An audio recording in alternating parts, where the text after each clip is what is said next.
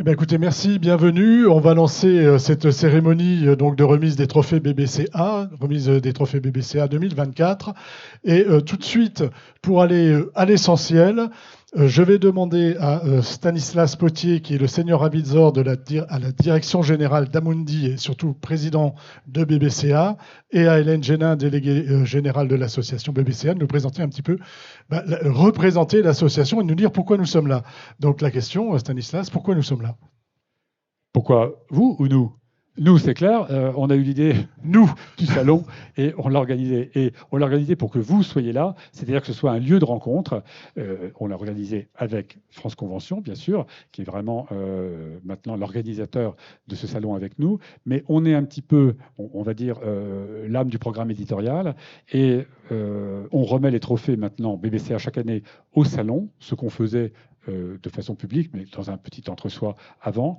Et on est ravis qu'il y ait beaucoup de monde et que moi je trouve qu'il y a une très bonne atmosphère pour cette 3e édition du CIPCA. On l'a voulu comme étant un lieu de rencontre de toute la chaîne de valeur de l'immobilier de la ville. Donc vous voyez à peu près tous les acteurs, toutes les parties prenantes de ce secteur, et notamment des enjeux de décarbonation, mais de toute façon on est tous concernés. Et je vais tout de suite passer la parole à Hélène, mais les trophées BBCA, c'est pour nous une façon vraiment de donner encore plus de visibilité à ceux qui sont les plus actifs sur la décarbonation, en termes de mètres carrés, en termes de nombre de projets, etc. Vous avez quelques petites nouveautés aujourd'hui, mais Hélène va en parler.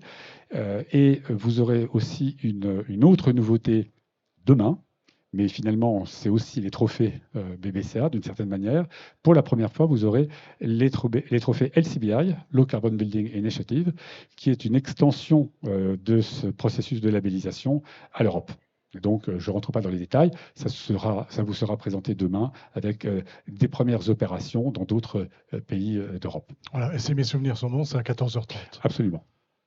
Merci, merci. Et je vous demanderai de revenir tout à l'heure à la fin de notre petite présentation pour avoir votre sentiment sur tout ça.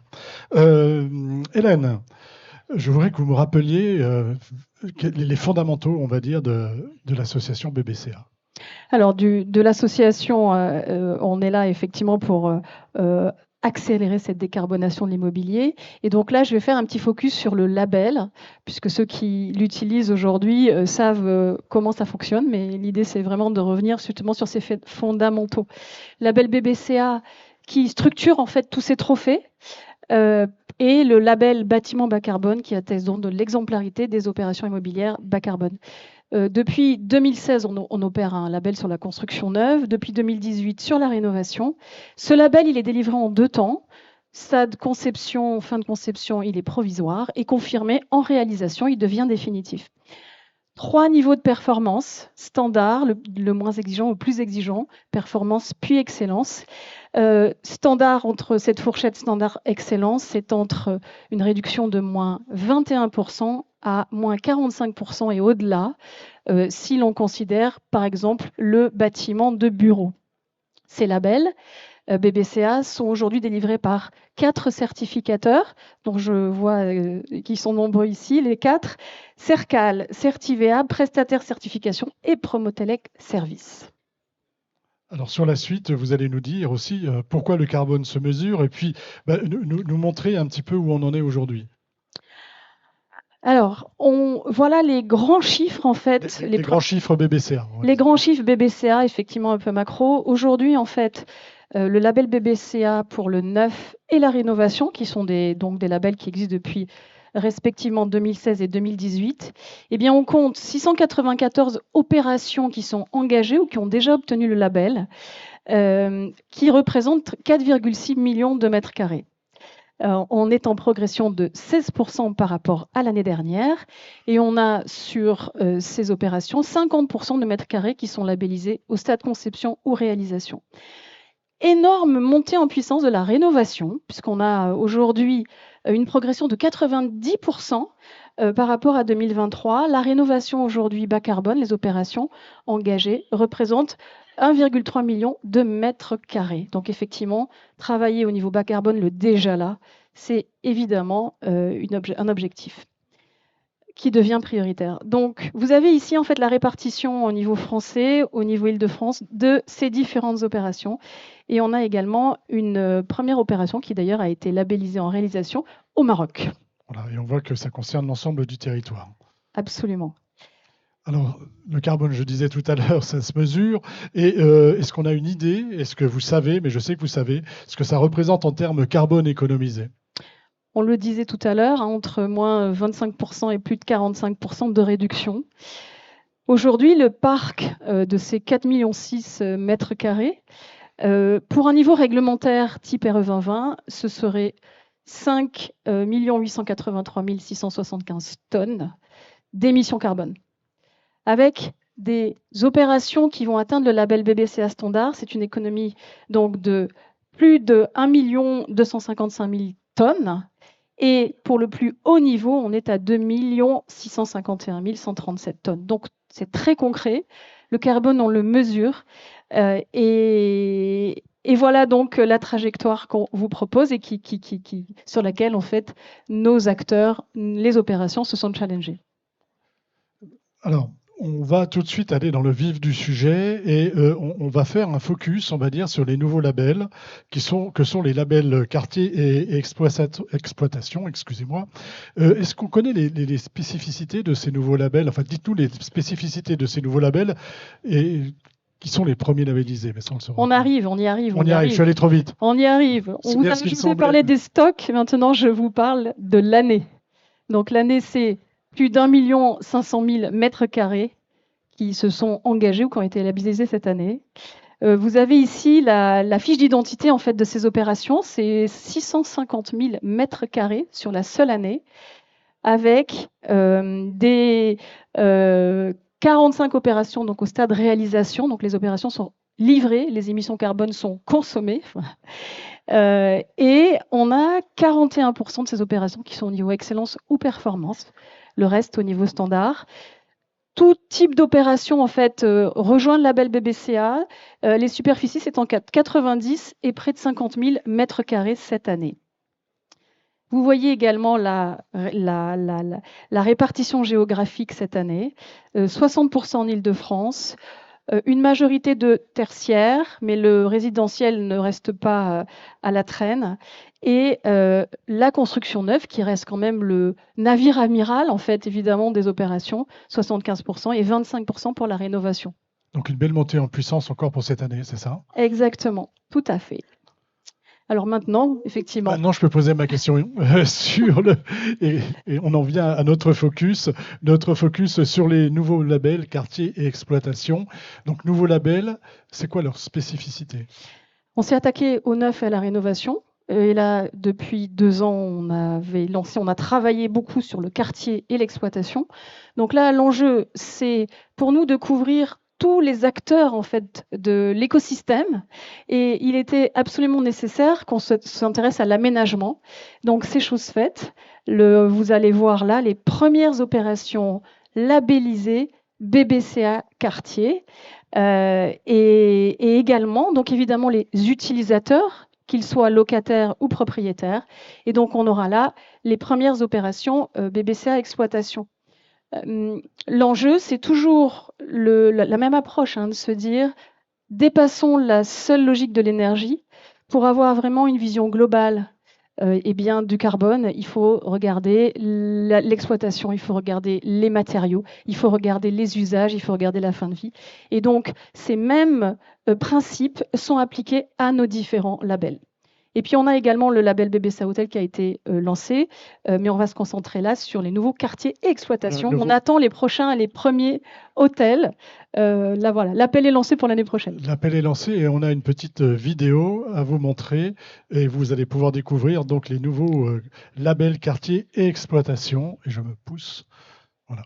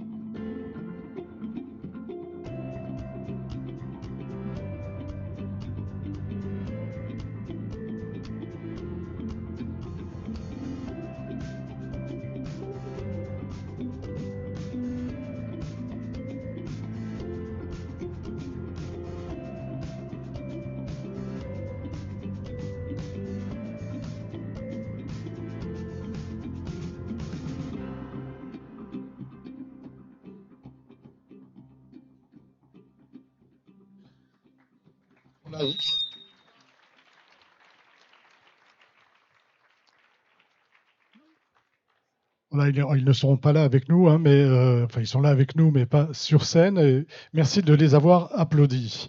Hélène, Stéphane, tu sais oui. qu'on retrouvera, évidemment, on ne peut pas présenter, autrement la remise des trophées serait trop longue.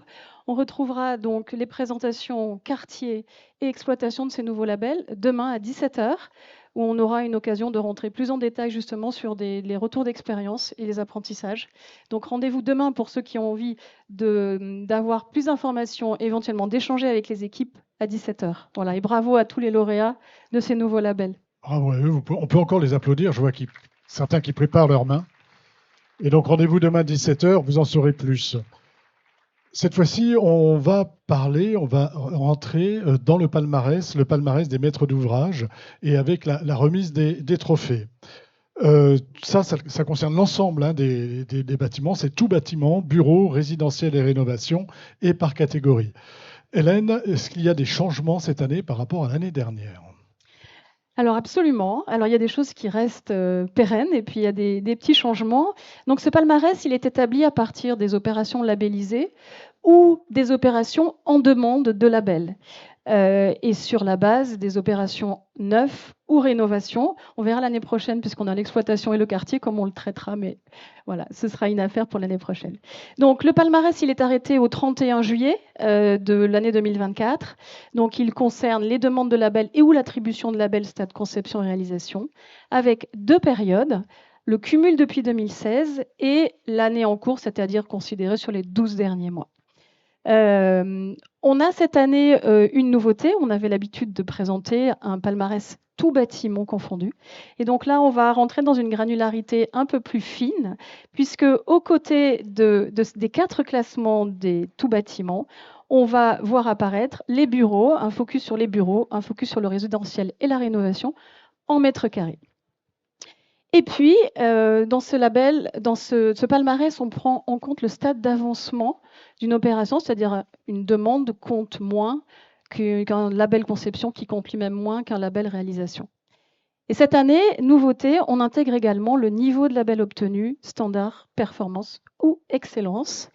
Et enfin, pour finir ce palmarès, on a le prix intensité bas carbone qui récompense les acteurs qui font plus de 30% de leur production en bâtiment BBCA.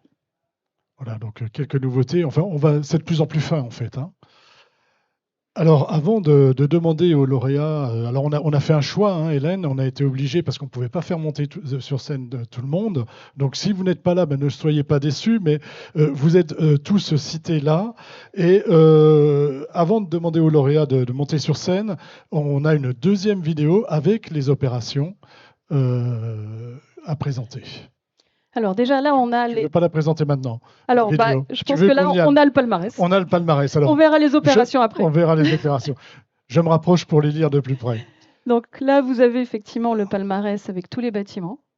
Donc, on va échanger avec le top 3 qui sont présents ici. Donc, c'est le palmarès sur ces 4 catégories, tout bâtiment confondu, 2024.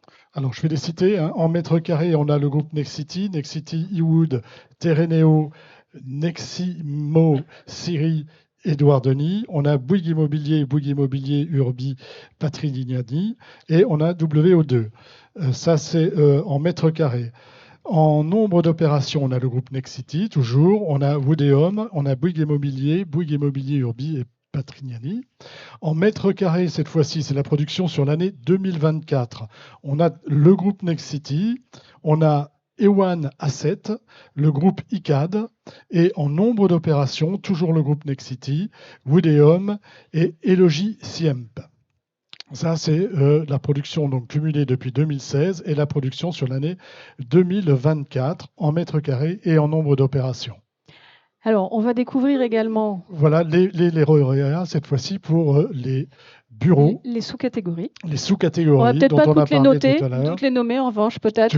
C'est comme tu veux. Moi, je suis prêt à les nommer. Je pense, donc, vous avez les lauréats bureaux, vous pouvez lire. Résidentiel ou rénovation. Résidentiel, rénovation, en cumul depuis 2016 et sur l'année 2024. Voilà. Je pense qu'on peut les applaudir tous.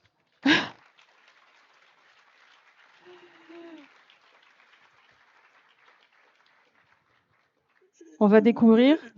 C'est la vidéo, c'est ça? Eh oui. C'est le moment de la vidéo. Je suis vraiment, Voilà. tu vois, je veux toujours voir les choses beaucoup plus rapidement qu'on ne les fait. Alors allons-y sur la vidéo.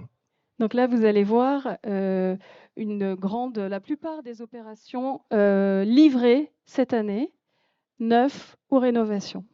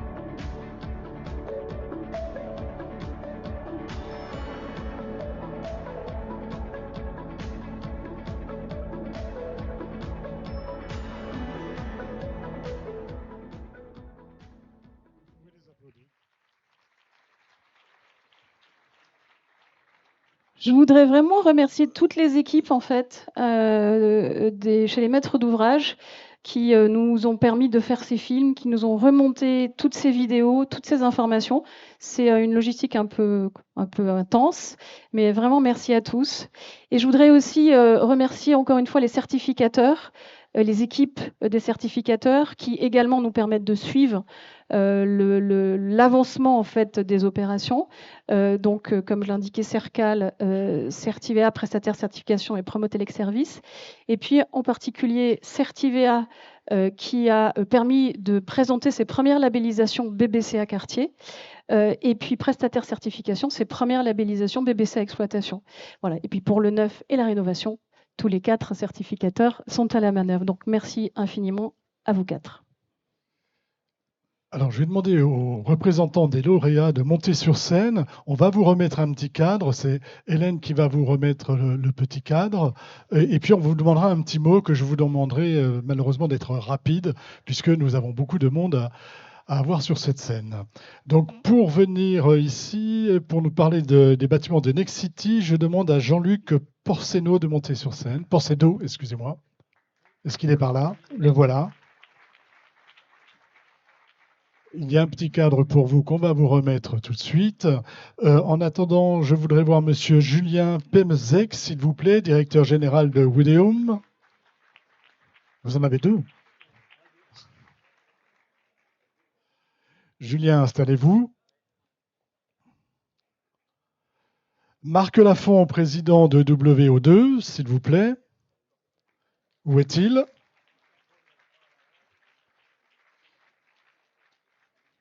Il n'est pas là pour le moment.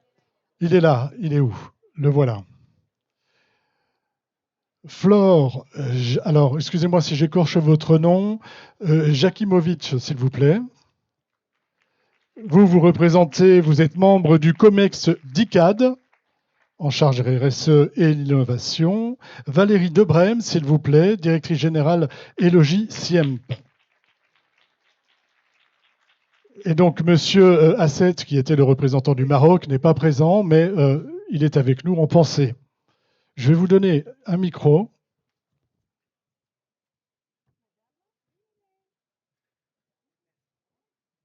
Je vous demanderai de vous passer.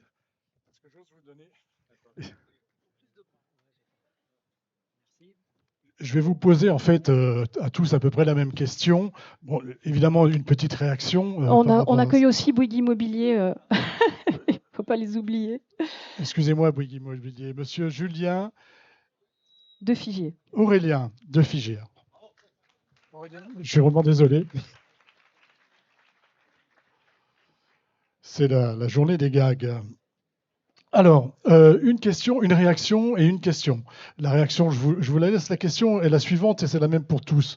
Quel est et pour tous et toutes, quel est le bâtiment dont vous êtes le plus fier, hein, qui vous rend le plus fier? Et puis de nous donner une raison, une seule raison, parce qu'on n'aura pas le temps d'avoir toutes les raisons. Alors, allez-y, commencez. Alors, je vais commencer, Monsieur le Président, Madame la Directrice Générale, Mesdames, Messieurs, bonjour. Enfin, bonsoir plutôt.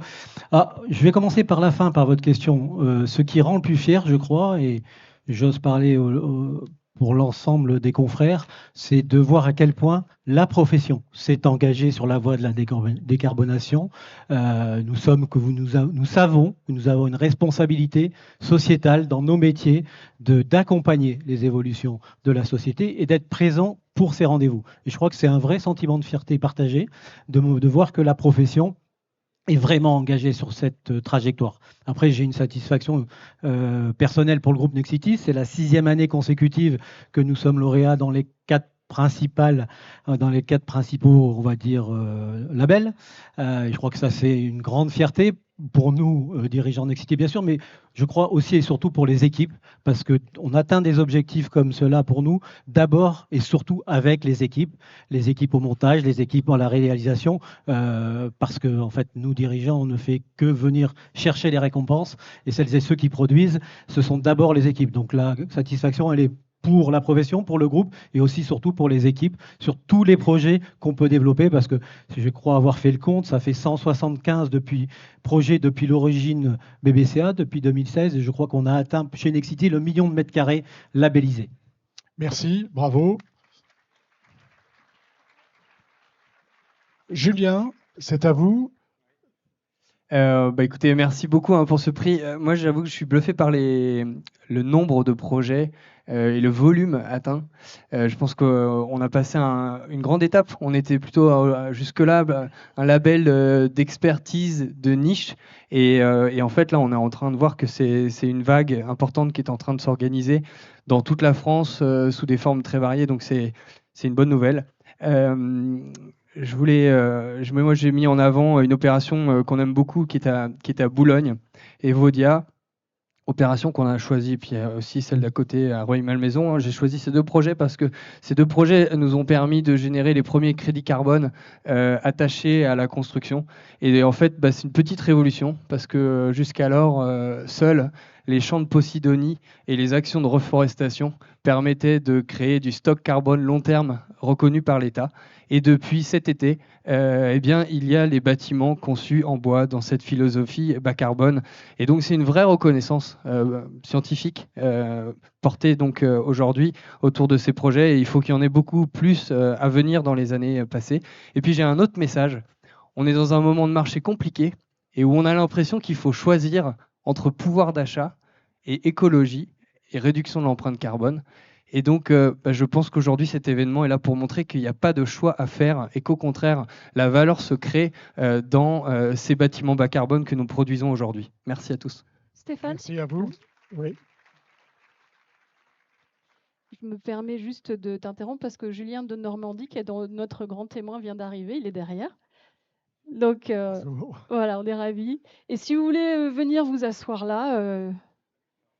Voilà, c'est très discret. Et je vous demanderai, tout à l'heure, vous viendrez nous voir. Vous êtes notre grand témoin. Je vais vous demander de passer le micro à Aurélien, s'il vous plaît. Aurélien Desfigères.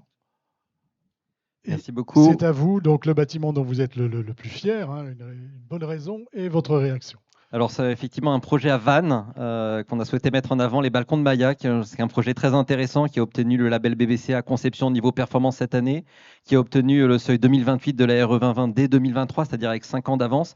Et c'est un projet, je trouve, qui symbolise très bien tout ce qu'on veut pousser actuellement chez Bouygues Immobilier. Faire du beau, de l'esthétique, du durable, faire également des bâtiments avec une grande qualité d'usage. C'est absolument pas antinomique avec une très belle performance environnementale et carbone. Ça, on en est convaincu. On le déploie sur l'ensemble de nos opérations. C'est également un lieu d'expérimentation pour nous sur les matériaux avec du bois, du béton bas carbone, sur les composants avec les pompes à chaleur. Mais c'est surtout un projet sur lequel on a beaucoup travaillé sur toutes les questions bioclimatiques, d'orientation. Et on sait aussi que toute la performance carbone de nos ouvrages, elle tourne autour de ça. Et sans vouloir refaire la fable du lièvre et de la tortue de La Fontaine.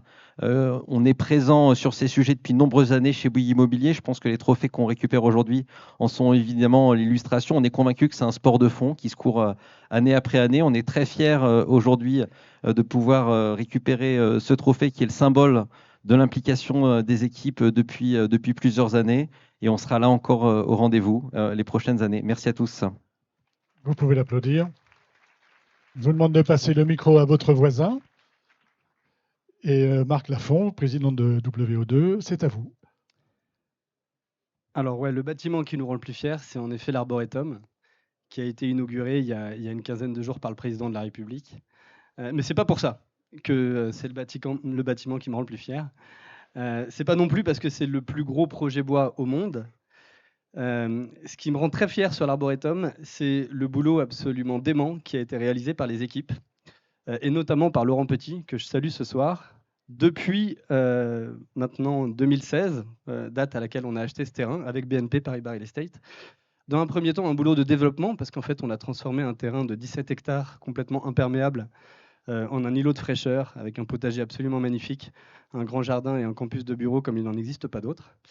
Et également parce que depuis 2020, date à laquelle on a démarré les travaux, il y a un boulot dingue qui est fait pour continuer à réduire cette empreinte carbone, à aller encore plus loin sur les performances énergétiques du bâtiment. Et je crois que c'est ce boulot d'énormément de personnes, des équipes WO2, mais également de la maîtrise d'œuvre et sur le chantier, qui nous emplit de fierté aujourd'hui. On est maître d'ouvrage, on n'est que quelques-uns à impulser les projets. Et autour de nous, on fédère énormément. Et je pense que c'est ce travail collectif qui aujourd'hui aussi peut nous emplir de fierté dans cette recherche de l'excellence environnementale. Merci, bravo. Je vous demande de passer le micro à Flore, s'il vous plaît. En Flore, général, ça se finit toujours avec mon prénom. c'est comme ça, hein. Flore, c'est souvent. C'est plus facile. C'est plus facile. Alors, on a mis les femmes en dernier, n'y voyez pas malveillance. Mais pas du tout. Vous êtes membre donc du COMEX d'ICAD et allez-y sur le bâtiment qui vous rend le plus fier et une bonne raison et puis votre réaction. Alors, je ne sais pas si c'est celui qui me rend le plus fier. En tout cas, c'est celui qui m'enthousiasme le plus en ce moment parce que c'est un projet à venir. C'est un bâtiment qui sera une série de bâtiments qui seront implantés sur les parcs des Portes de Paris, à Aubervilliers, et qui vise à donner l'occasion de travailler autrement, proche de la nature et proche des centres-villes, construit entièrement en BTP, bois terre crue et paille, avec un jardin, avec des espèces locales, type japonais. La demande effectivement qu'on a faite, c'est BBCA niveau excellent.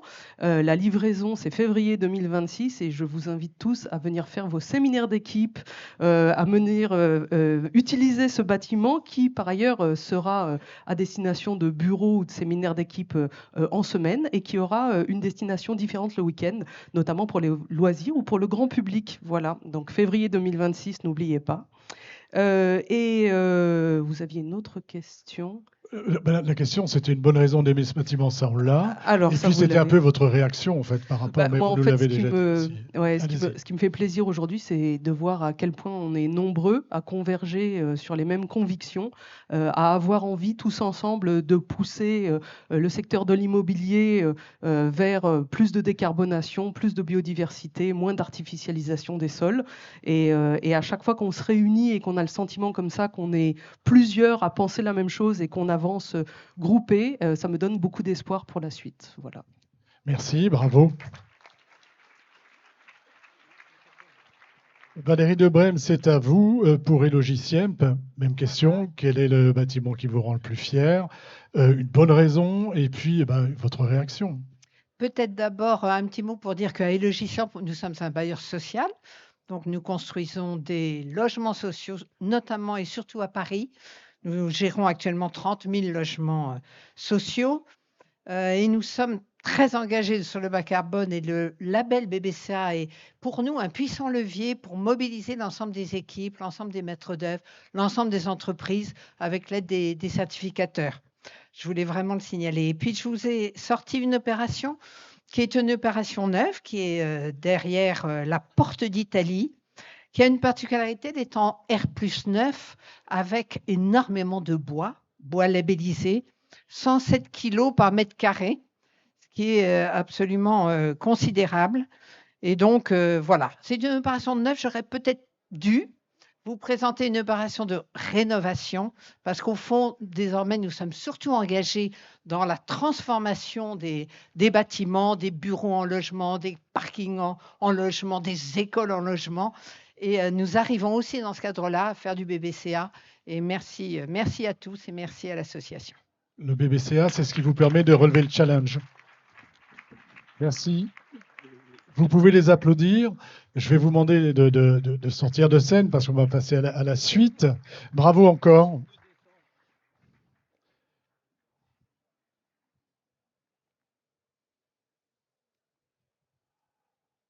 Hélène, une réaction peut-être par rapport à ce qu'on vient de voir? Bien, quand on entend effectivement des acteurs qui sont en fait qui tirent le marché et qui s'expriment et on voit que tout avance dans un sens vraiment très engagé, je trouve que ça fait plaisir et on ne se demande pas pourquoi on se lève le matin. Voilà. Donc merci vraiment beaucoup à tous. Et nous allons maintenant nous intéresser aux sous-catégories et aux sous-catégories bureaux et résidentiels. Alors, on va faire la même chose que tout à l'heure. Je vais demander à 3 nouvelles personnes de venir sur scène. Vous récupérez votre petit cadre, s'il vous plaît. Donc, effectivement, nombreux sont ceux qui se sont déjà exprimés tout à l'heure. Oui, c'est ça. Donc, là, on a fait des choix. Donc, on a choisi d'autres personnes. Vous ne nous en voudrez pas. Alors, Marie Lalande d'Augère, s'il vous plaît, directrice exécutive ingénierie et RSE chez Gessina. Installez-vous, bonjour. Allez récupérer votre petit cadre ou attendez, on va vous le donner. C'est encore mieux. Marc Verdon, vous êtes directeur développement et maîtrise d'ouvrage Europe de l'Ouest pour Generali Real Estate. Et Émeric Payet, s'il vous plaît, asset manager chez JP Morgan pour SCI Brink Sol. Je l'ai bien prononcé? C'est ça. Vous pouvez les applaudir.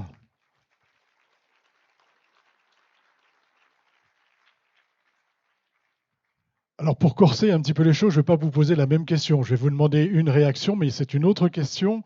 C'est donnez-nous un mot, une idée fondamentale par rapport à votre expérience, à l'expérience que vous avez eue avec les projets que vous nous avez présentés. On va commencer par vous, par vous, Marie Lalande d'Augère. On va vous donner un micro. Eh bien, d'abord, on est extrêmement fiers chez Gessina. On participe depuis 2016 au BBCA. Donc, pour nous, c'est une vraie continuité de recevoir ce prix. C'est un engagement de tous les jours. Et je pense, si je dois retenir un mot, pour réussir, c'est vraiment que ça fasse partie de la culture d'entreprise, de penser en permanence, bas carbone, économie d'énergie et, en un mot, sauver la planète. Voilà. C'est déjà un beau programme. Vous pouvez l'applaudir, s'il vous plaît. Marc Verdon, c'est à vous. Bien, la première réaction, alors nous avons ici partagé un visuel de l'opération Everyday à Issy-les-Moulineaux. Je suis particulièrement touché et particulièrement heureux aujourd'hui de recevoir ce prix dans le cadre de la rénovation. On a tous entendu cette statistique, 80% des bâtiments de 2050 existent aujourd'hui et donc sont à rénover.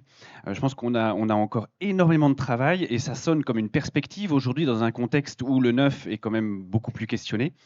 Et je suis assez convaincu que le type d'opération qu'on a pu développer, notamment à Issy-les-Moulineaux, l'opération Everyday, incarne par beaucoup d'aspects un challenge pour les équipes, pour les architectes, pour les bureaux d'études techniques, qui nous permet de repousser des murs, d'atteindre des niveaux de performance en termes de carbone, évidemment, mais pas que. Qui est rarement atteint sur nos autres opérations. Et donc à ce titre-là, si je devais résumer ça à un mot, c'est réinventer l'existant. Merci. Réinventons l'existant.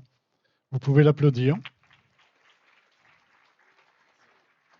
Émeric Payet, c'est à vous, une idée fondamentale, et puis le petit projet que vous nous présentez. Oui, alors très rapidement, déjà, on est vraiment extrêmement fiers de recevoir ce prix aujourd'hui. Pour nous, on est un petit acteur JP Morgan Asset Management, en tout cas dans l'immobilier à Paris. Donc c'est une grande fierté et on est accompagné avec nos AMO, nos architectes. C'est la première fois qu'on reçoit ce prix depuis l'existence du label. Donc vraiment, merci à tous. J'ai choisi de mettre en lumière le projet que vous voyez à l'écran ici, qui est l'ancien siège du groupe BBCE dans Paris, 13e. Un paquebot de 45 000 m² qui est en cours de rénovation. Aujourd'hui, voilà, on a fait un énorme travail en termes de réemploi in situ avec l'aide de toutes nos équipes. Ce qui est important, c'est qu'au-delà de ce qu'on voit habituellement sur des chantiers type du réemploi de dalles de faux plancher, de la transformation de parements muraux en terrazzo par exemple, sur ce projet-là, on a été extrêmement innovant avec notre façadier. La façade qu'on voit en haut à droite, qui est entièrement neuve, il faut savoir que plus de 50% de la façade existante ne sera pas déposée. Donc on arrive à faire une façade neuve avec l'ancien sur plus de 50%. Et le challenge, ça a été de maintenir la garantie décennale là-dessus. Donc ça a été vraiment une prouesse technique avec Goyer d'arriver à ce résultat. Et avec cette garantie-là, c'est 37 tonnes d'aluminium, qui est un produit hautement émetteur de CO2, qui a été économisé. Et c'est ça qui nous rend fiers. Et c'est une démarche qu'on a faite avec le locataire CLC, qui a quand même signé un BFA 4 ans avant la livraison du projet. Donc on les remercie pour leur confiance sur ce projet. Merci, merci. Vous pouvez applaudir. Le réemploi en ligne de mire. Merci à vous. Vous pouvez descendre. Je récupère le petit micro. Et maintenant, nous allons parler du prix Intensité bas carbone. Absolument. Je ne me suis pas trompé. Non, pas du tout. C'est parfait, c'est tout à fait ça. Et donc, Intensité bas carbone, c'est un prix qui récompense les opérateurs qui font plus de 30% de leur production au bâtiment BBCA. Donc, c'est un engagement poussé très fort et on va voir que les chiffres dépassent allègrement les 30% pour les sociétés et les représentants que nous allons recevoir. Nous sommes très au-delà de 30%. Je vais vous demander, Marc Lafont, de revenir vers moi. Vous êtes président de WO2. Il est toujours président de WO2. Où est-il? Il va revenir, le voilà. Je vais demander également à Nicolas Bonnet Ouladj, si vous me direz si je n'ai pas dit de bêtises. Vous êtes président de Paris Seine, adjoint à la mairie de Paris. Et Mathias Navarro, cofondateur du groupe Redman. Est-ce que vous êtes là, monsieur Navarro? Le voilà. Alors donc là, la fourchette basse commence à 63% de production BBCA et on arrive à 100%. Voilà. Voilà. 63 et 2 à 100%, c'est ça? Je n'ai Exactement. pas dit de bêtises. On va peut-être laisser les uns et les autres. Voilà, alors pareil, on avait préparé une petite question, mais je sais que vous n'allez pas y répondre. Non, si vous allez y répondre. Vous poussez loin le bas carbone et on voudrait savoir comment en fait ça se traduit dans votre spécialité ou votre stratégie d'entreprise Vas-y. en 3 points. Et en 30 Alors, secondes. combien déjà? 100%? Parce que là, je pense que les gens ne voient pas. Là, on est à 100%. 100% et combien de mètres carrés? 100% de notre production est BBCA excellente. Aujourd'hui, ça représente 350 000 m² de projet à peu près, dont 250 000 en travaux, dont à peu près 200 000 à livrer dans les 4 mois à venir. On est bien occupé. Et en effet, on pousse loin le bas carbone. Et je crois qu'on le fait également parce que on a cette chance absolument inouïe dans l'immobilier que la recherche de l'excellence environnementale ne se fasse pas au détriment du produit proposé. Et ça, lorsqu'on sait que chacun d'entre nous est aujourd'hui à peu près 9 tonnes de CO2 par an et doit aboutir à 2 tonnes d'ici 2050 pour limiter notre impact sur le réchauffement climatique, très souvent, cette recherche finalement de sobriété, elle est vécue comme quelque chose d'assez négatif. Et c'est tout à fait normal. On sait qu'on va devoir se déplacer différemment, on sait qu'on va devoir se nourrir différemment. Et moi, ce que je trouve absolument extraordinaire dans ce qu'on fait dans l'immobilier d'entreprise, c'est qu'on a la possibilité de proposer des immeubles qui sont vertueux sur le plan environnemental et qui sont bons à vivre pour leurs occupants, qui sont des lieux de travail où on est mieux qu'à la maison. Et ça, je pense que c'est une chance, parce qu'on a cette chance inouïe d'avoir un levier sur finalement 30% de l'empreinte carbone du pays, lorsqu'on prend la totalité de l'immobilier. Et on peut finalement proposer des produits qui soient, pour les utilisateurs, source de bien-être et quelque chose de positif. Et cette écologie positive, je pense que c'est quelque chose qui manque cruellement aujourd'hui dans notre recherche finalement de limiter notre impact sur le réchauffement climatique. Avec l'immobilier bas carbone, on fait de l'écologie positive. C'est ce que je retiens. Vous pouvez l'applaudir.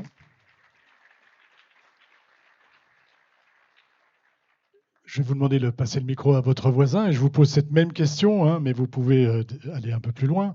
Vous poussez donc loin le bas carbone. Comment cela se traduit-il dans votre activité de tous les jours et pour tous vos collaborateurs? Merci. D'abord, Paris Seine, c'est une société d'économie mixte de la ville de Paris, dont je suis adjoint à la maire de Paris. Et Paris Seine est pour la deuxième fois ici, sur ce podium, en ayant 100% de ces projets pilotés en bas carbone. Ça veut dire que toutes nos équipes pilotent l'ensemble des projets à partir du bas carbone. Et la petite nouveauté, c'est que de 2021 à 2023, nous avons réussi à réduire de plus de 50%, enfin à peu près 50%, l'émission de CO2, ce qui veut dire que même en étant à 100% de nos projets, on continue à réduire l'émission de CO2. Je voudrais dire aussi que c'est d'abord le résultat des équipes. Saluer Ariane Boulot, qui est la directrice générale, qui est ici parmi nous. Évidemment, il y a un centre de Paris Seine où vous pouvez aller voir l'ensemble de nos projets. Mais c'est aussi une volonté de la ville de Paris. Une volonté de la ville de Paris qui s'est engagée dans la réécriture de son plan local d'urbanisme bioclimatique et qui vise et qui amène l'ensemble de ses acteurs vers le bas carbone. Pour preuve, vous avez remis à Elogiciamp, qui est une société aussi de la ville de Paris, d'HM, et vous allez avoir 2 nouveaux quartiers. Et je salue les directrices générales qui sont là, de PMA et de la CEMAPA, qui sont aussi engagées sur des quartiers en bas carbone. Et donc l'objectif, c'est que Paris, capitale de la France, soit l'une des pionnières pour l'ensemble de ces projets et transforme durablement notre ville. Merci, vous pouvez applaudir. Et donc Mathias, c'est à vous sur le fait, hein, comment vous faites? Je voudrais déjà vous remercier. Je trouve qu'on devrait être plus nombreux sur cette scène ici, sur l'intensité bas carbone, parce que nous, c'est la 3e année qu'on obtient ce prix, on est extrêmement fiers. C'est vraiment le travail de toute une équipe d'avoir mis au cœur de la stratégie de Renman de faire des opérations bas carbone et dépasser les 30% de notre volume d'affaires. Effectivement, ça ne se fait pas du jour au lendemain. C'est une stratégie à intégrer au cœur même de la boîte. C'est ce qu'on a fait il y a quelques années et c'est ce qui nous permet aujourd'hui d'être ici. Mais il faut pousser tous les curseurs de cette nécessité de mettre le bas carbone au cœur des stratégies de toutes les boîtes. Aujourd'hui, et je reprends un peu les mots de Julien tout à l'heure, il y a un sujet sur comment est-ce qu'on on met en place cette ambition alors que le marché ne va pas forcément bien. Et moi, je pense que le bas carbone et de manière générale, tous les engagements en matière de transition sont des défis à notre imagination et des défis à nos idées. Et donc, il faut vraiment travailler sur ce sujet. Nous, c'est ce qu'on fait chez Rathmann et ce que je suis ravi que fassent plein d'autres mondes ici, mais je pense qu'on n'est pas assez nombreux. Il faut que l'année prochaine, on soit beaucoup plus nombreux à avoir ce prix. C'est une demande. C'est une demande, donc c'est à vous. On est Merci. d'accord. Vous pouvez l'applaudir. Je vais vous demander de descendre. Merci à vous, Hélène. Je crois qu'on va parler aussi demain d'un rendez-vous demain avec les opérations exemplaires. Alors, les opérations exemplaires, effectivement, sera demain. Et là, en fait, le dernier point qu'on voulait mettre en avant d'accueillir Julien de Normandie avec Stanislas pour conclure cette session, c'est les premiers lauréats du label bas carbone qui est opéré par la Direction générale de l'énergie et du climat, qui permet en fait pour le bâtiment bas carbone, c'est une reconnaissance officielle en fait, de l'obtention de financement pour des opérations qui sont stockeuses de carbone sur une durée longue, donc opérations qui vont intégrer du bois à un niveau très très important et qui sont des moteurs et des locomotives de stockage carbone en fait vers la neutralité. Donc bravo à Wudeum Pichimo. On a pour l'instant donc le label bas carbone. On a aujourd'hui 4 opérations qui sont labellisées, donc où ces financements sont générés autour de Stellata. 1127 tonnes de CO2, une opération qui est à Rueil-Malmaison. Evodia, donc Julien Pemzec en parlait tout à l'heure, 690 tonnes de CO2 reconnues donc en financement carbone. Et puis bravo également à Nexity, 186 tonnes à Laval et puis 41 tonnes aux Herbiers.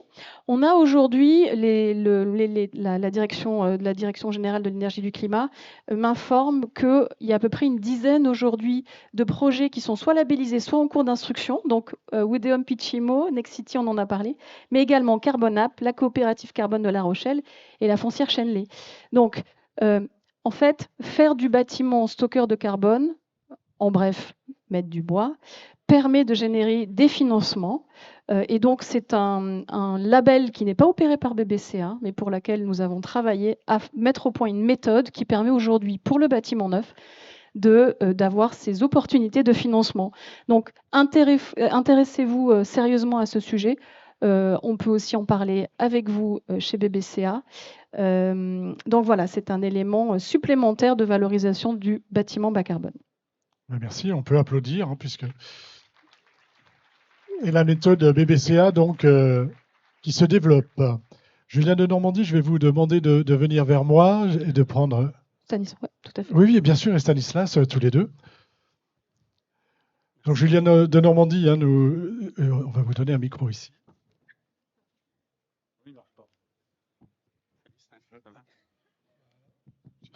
Si, ça marche. Ça fonctionne. Non, mais... Donc, vous avez été ministre de l'Agriculture et de l'Alimentation de juillet 2020 à mai 22 dans le gouvernement de Jean Castex. Auparavant, vous avez été adjoint au ministre de la Cohésion des Territoires, puis ministre chargé de la Ville et du Logement jusqu'en 2020. Et vous êtes aujourd'hui chef Impact Officer de la start-up Sweep, on prononce comme ça ? Parfait. Et qui aide les entreprises donc, à mesurer et à réduire leurs émissions de CO2. Et vous êtes également membre du conseil d'administration de l'Institut de France de la finance durable. Excusez-moi. J'ai qu'une question. Et je reviens. Oui, non, si ça ne vous ennuie pas, j'aurais juste une petite question à Julien de Normandie et je vous donne la parole à tous les deux pour terminer. Vous avez été donc un des initiateurs des réglementations environnementales 2020 avec les volets réduction au carbone. Je voudrais savoir pour vous aujourd'hui, quels sont les fondamentaux pour réussir. Alors, avant que tu répondes, Julien, de toute manière, je suis désolé. C'est pas grave, c'est pas grave. Je m'impose. Non, je voulais juste, avant que Julien de Normandie prenne la parole, le remercier beaucoup d'être avec nous ici ce soir et vous dire pourquoi moi je trouve très important qu'il soit là. D'abord, c'est un homme politique engagé en matière de transition. C'est un peu concret. Et là, ce soir, on a des choses très concrètes qui nous permettent de célébrer ceux qui font le plus et le mieux. Merci d'être là. Et comme ça a été dit, tu as été au logement. C'est quand même sous ta mandature que la législation RE 2020 à laquelle BBCA a beaucoup contribué a été faite. Et c'est une réglementation très originale parce qu'elle donne une perspective à moyen terme et tous les acteurs en sont quand même très contents. Et tu as été aussi ministre de l'Agriculture. Et donc, on parle beaucoup bois. Ici, tu as vu qu'on est complètement entouré de bois qui permettent presque d'oublier le béton. Et donc, voilà. Et maintenant, avec Sweep, tu comptes le carbone et c'est aussi fondamental pour toutes les entreprises qui veulent s'engager dans la transition. Merci encore. Et voilà. Merci beaucoup Stanislas. Et il s'avère que Stanislas, il y a 20 ans, était mon collègue de bureau. Donc on a une vieille histoire en commun. Moi d'abord, je vais répondre à votre question, hein, mais je voudrais vraiment vous dire le plaisir qu'est le mien d'être là parce que je me souviens quand avec Stanislas, on parlait du label BBCA il y a quasiment 10 ans maintenant. Au début, peu de gens nous croyaient. Songez que quand on a poussé la RE 2020, au-delà des postes que j'ai occupés, moi je suis ingénieur des eaux et forêts, donc le bois a toujours été une passion très forte. Quand on a poussé la RE 2020, j'étais alors ministre du Logement, on me faisait remonter des notes m'expliquant que le béton traditionnel, je dis bien le béton traditionnel, avait une telle analyse du cycle de vie qu'il était mieux de faire pour le carbone des immeubles 100% béton que d'y mettre un peu de bois. On partait quand même de là. On a imposé, on a réussi, on a fait en sorte de changer les méthodologies et on a réussi, je crois, à crédibiliser une certaine forme d'approche sur le bâti bas carbone. Et quand je vois aujourd'hui qu'au-delà de ce label, on arrive même à faire la jonction avec les crédits carbone parce que le bâti devient un lieu de captage du carbone, je me dis bravo, parce que franchement, grâce à vous, en quelques années, on a fait un changement très important. Après, quels sont les facteurs de réussite pour être très rapide? Je pense que le facteur de réussite pour vous, les acteurs, c'est d'abord d'avoir cette innovation. Vous l'avez montré, Oser innover, ces bâtiments, tous les lauréats qui ont été mis en avant. Le deuxième élément pour la sphère économique, c'est vraiment ce collectif. Le label BBCA, il est incroyablement important en ce sens où c'est une approche collective. Et le carbone ne pourra jamais être une approche ou reposer sur une approche individuelle. On parle souvent, vous savez, dans le carbone du fameux Scope 3. Ça veut dire quoi? Ça veut dire que ton carbone et mon carbone, tout est lié. Il faut cette approche absolument collective. Ensuite, quand vous êtes dans les pouvoirs publics, il nous faut absolument apporter le cadre. C'est ce qu'on a pu faire sur la RE 2020. Il faut continuer en ce sens. Il faut probablement beaucoup plus de stabilité et il faut probablement également, je me retourne vers le représentant de la mairie de Paris, que ce soit un pacte entre les pouvoirs publics au niveau national et les élus locaux, parce qu'il y a derrière tout ça une énorme question de valorisation. Je bois les paroles qui ont été dites tout à l'heure. L'objet fabuleux, c'est que l'écologie rejoint le bien-être. Et donc, on propose des bâtiments de très forte qualité. Mais cela ne peut pas se faire sans une part de valorisation. Et si la valorisation, elle ne repose que sur l'usager, on va créer encore plus, on va augmenter cette fracture de logement qui existe dans notre pays. Je vous soumets une idée, mais aujourd'hui, quand on fait des appels d'offres sur le foncier, par exemple, c'est très, très, très rare que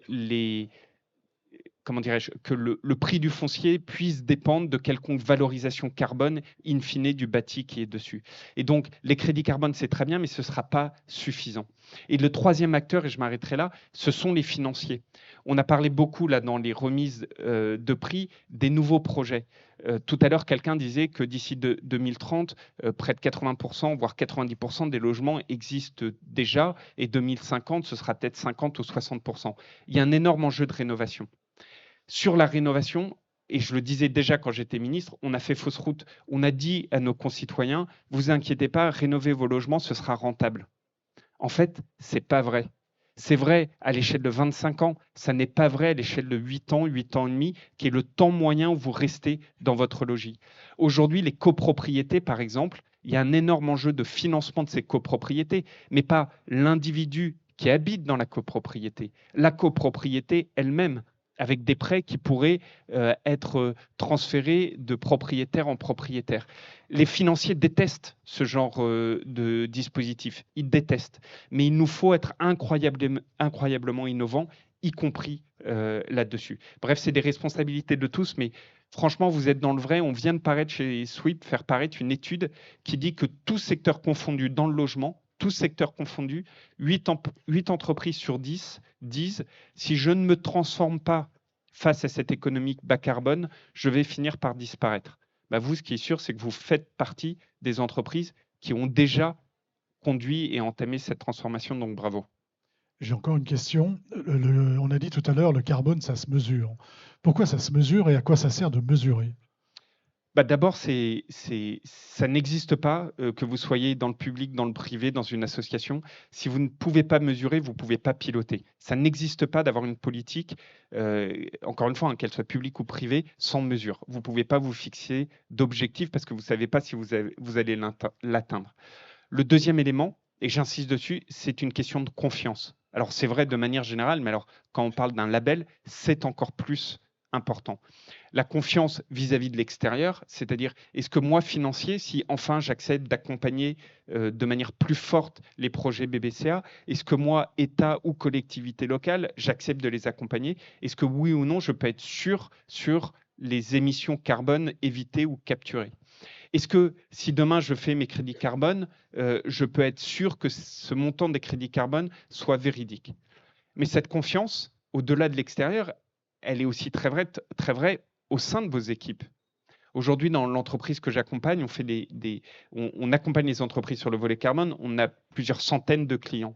La plupart du temps, au-delà de la mise en conformité, au-delà des plans de transformation, etc., la plupart du temps, on nous dit très vite en entretien, nous, on veut faire ça, parce qu'aujourd'hui, quand on recrute, on nous pose toujours la question, mais quel est vos plans de décarbonation? Et si on ne répond pas de manière très forte et très crédible sur nos plans de transformation et de réduction carbone, on passe pas l'entretien et on n'arrive pas à recruter. Le côté confiance vis-à-vis de ceux qui travaillent tous les matins dans vos entités, c'est absolument essentiel.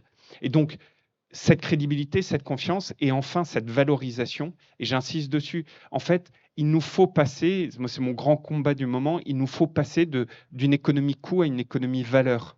Et c'est probablement très vrai dans le logement, ça l'a été incroyablement, et ça l'est aujourd'hui, dans le domaine agricole. On sombre dans des économies qui ne sont que des économies coûts. Le gros problème, c'est quand vous faites ça, ceux qui tirent leur avantage, vous savez, les fameux avantages comparatifs d'Adam Smith, par exemple, ceux qui tirent leur avantage comparatif d'une dégradation de l'environnement ou une non-protection de l'environnement, en fait, nuit toute la dynamique des plus vertueux. Et donc, il nous faut absolument passer à une économie de la valeur qui fait que ceux qui, au contraire, vont capitaliser sur les externalités positives, donc faire des logements bas carbone, prendre soin de la biodiversité, s'occuper des sols, etc., puissent en tirer de la valeur. Soit parce que c'est pardon l'anglicisme, des cash flows en plus, soit parce que ceux qui ne l'auront pas fait ne pourraient bénéficier de tels revenus. Et ça, ce lien d'un passage de l'économie coût à l'économie valeur, si on n'a pas des données qui vous disent effectivement de manière auditable, certifiable, voilà les bilans carbone qu'on peut faire, eh ben, ça ne pourra jamais marcher. Ce n'est pas un vœu pieux de passer d'une économie coût à une économie valeur. Moi, je pense que dans nos sociétés, on ne parle pas suffisamment de ces valeurs, et les valeurs que prône le label BBCA, que vous faites tous les jours vis-à-vis d'un secteur qui représente quand même 30% des émissions, ça a été dit, c'est absolument essentiel. Soyez fiers de ce que vous faites et travaillons pour faire en sorte que ces externalités positives que vous protégez, on puisse les adosser à une valeur, qu'elle soit financière, qu'elle soit humaine, qu'elle soit écologique. En tout cas, assurément, elles seront pérennes. Merci beaucoup. Merci à vous. Vous pouvez applaudir Julia de Normandie. Merci d'être venu jusqu'à nous pour faire ce petit bilan. On a fini, Hélène, je pense. On a donc un petit rendez-vous à vous donner. Déjà, on voudrait vous dire de rejoindre l'association BBCA, c'est ça, Hélène? Oui. Venez adhérer à l'association BBCA. On a besoin de renforcer l'association, de votre soutien, et vous y apprendrez pas mal de choses. Vous y donnerez beaucoup aussi, on l'espère, et c'est ensemble qu'on arrive à avancer.